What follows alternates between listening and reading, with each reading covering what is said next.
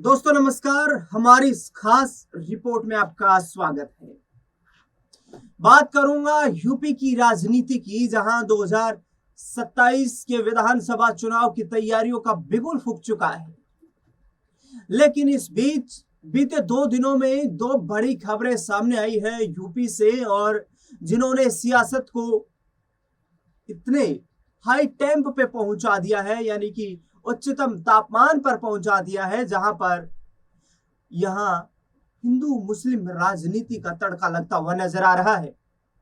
उत्तर प्रदेश के प्रतापगढ़ जिले से बहुत बड़ी खबर, सियासत को गरमा देने वाली खबर सामने आई। प्रतापगढ़ जिले की कुंडा विधानसभा सीट से विधायक और जनसत्ता दल लोकतांत्रिक के राष्ट्रीय अध्यक्ष रघुराज प्रताप सिंह और राजा भैया, जो किसी पहचान के मोहताज नहीं है, उनके एक बयान ने उत्तर प्रदेश की राजनीति में नया भूचाल ला दिया है। राजा भैया ने एक सभा में धर्म परिवर्तन और संविधान को लेकर एक ऐसा बयान दिया है जिससे राजनीतिक विवाद आगे आने वाले वक्त में बढ़ सकता है। राजा भैया ने कहा कि जो कायर थे वे मुसलमान बन गए, जिन्होंने धर्म परिवर्तन करवा लिया और जो डटे रहे वो वीर हम सब उनकी संतान है। उत्तर प्रदेश की कुंडा सीट से विधायक रघुराज प्रताप सिंह और राजा भैया ने भारत के मुसलमानों को लेकर कहा है कि मुस्लिम कोई अरब से नहीं आए हैं। उन्होंने कहा कि जो कायर थे उन्होंने धर्म परिवर्तन करवा लिया था। अब आपको समझाता हूं कि आखिरकार क्या है पूरा मामला। उत्तर प्रदेश के प्रतापगढ़ जिले की कुंडा इलाका एक बार फिर से सुर्खियों में आ गया है। वजह है कुंडा के विधायक रघुराज प्रताप सिंह राजा भैया का एक ताजा बयान।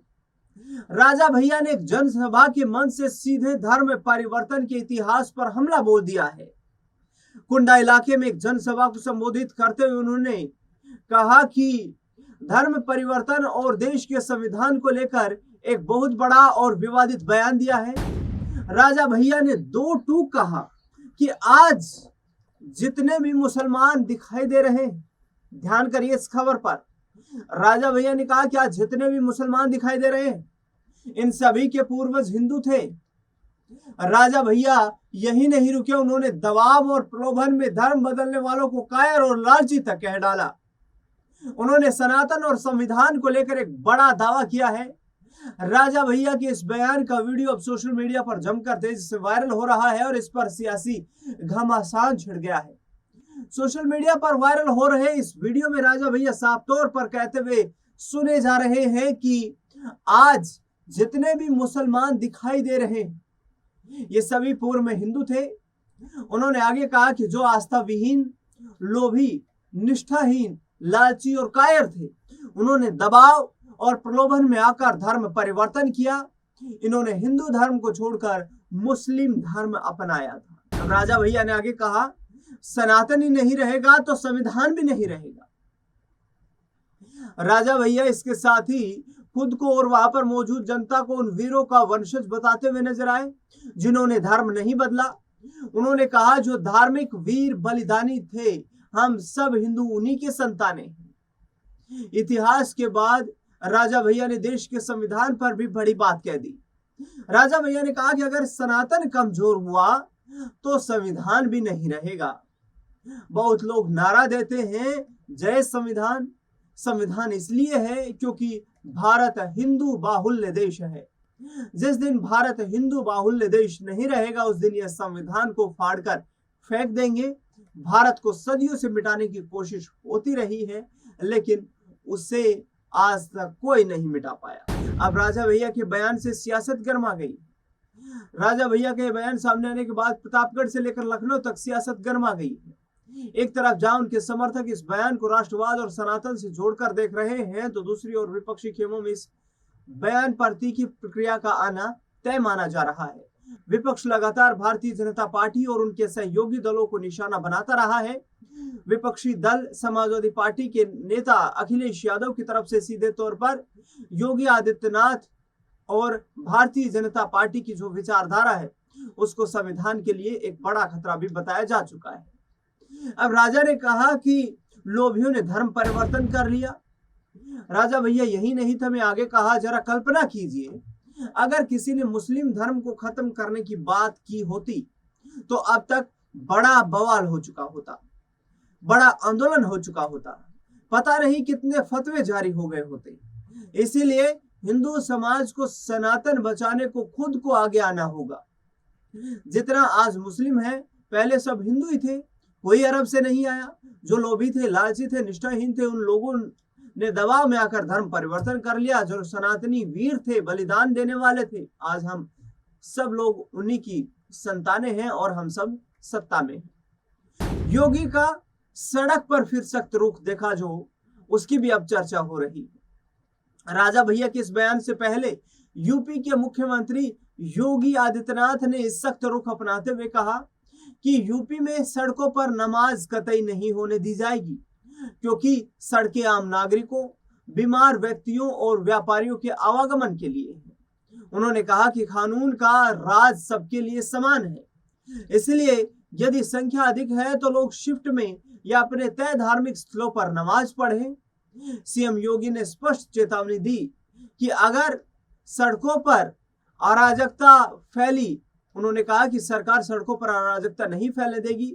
यदि लोग संवाद और प्यार से नहीं मानेंगे तो उनके खिलाफ कानूनन दूसरा कड़ा तरीका अपनाया जाएगा। बता दें आपको कि सोमवार को मुख्यमंत्री योगी आदित्यनाथ ने बड़ा बयान दिया था।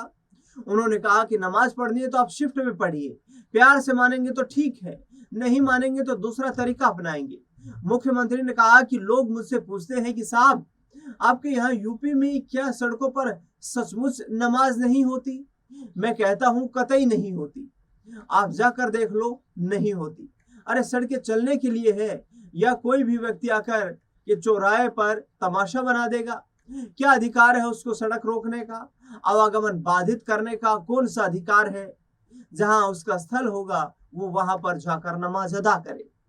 अब पहले योगी आदित्यनाथ का बयान, उसके बाद राजा भैया का बयान देखना बेहद दिलचस्प होगा कि यूपी की राजनीति में आखिरकार आगे आने वाले वक्त में ये जो सियासी बयान है, ये किस तरीके से राजनीतिक सरगर्मी में बदलते हुए नजर आते हैं। क्योंकि बताया जा रहा है राजनीतिक जानकारों के माध्यम से कि 2027 का यूपी का विधानसभा चुनाव पूर्णतया भारतीय जनता पार्टी का जो है वो हिंदुत्व विचारधारा पर ध्यान केंद्रित करने वाला होगा। बीजेपी हिंदुत्व का जमकर प्रचार करेगी और जमकर इस प्रचार में वो कहीं ना कहीं अपने टारगेटेड वोट बैंक को साधने का भी प्रयास करेगी।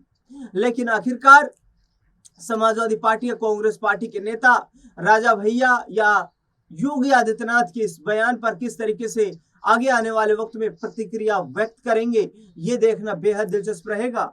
2024 के लोकसभा चुनाव में लगे बड़े झटके के बाद यूपी में बीजेपी फिर से सरकार बनाने के लिए पुरजोर कोशिश करेगी और उत्तर प्रदेश में न सिर्फ मुख्यमंत्री योगी आदित्यनाथ बल्कि केंद्रीय हाईकमान बीजेपी का जो है उसकी भी पूर्णतः कोशिश ये रहेगी कि तीसरी बार यूपी में सरकार बनाई जाए।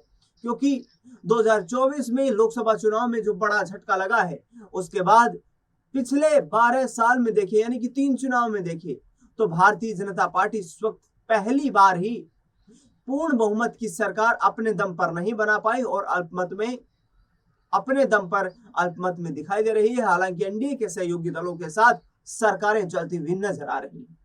इस खास रिपोर्ट को लेकर के आपका क्या कुछ कहना है, कमेंट बॉक्स में जरूर बताएं। देश दुनिया से जुड़ी लगातार बड़ी खबरों के लिए बने रहे हमारे साथ। धन्यवाद।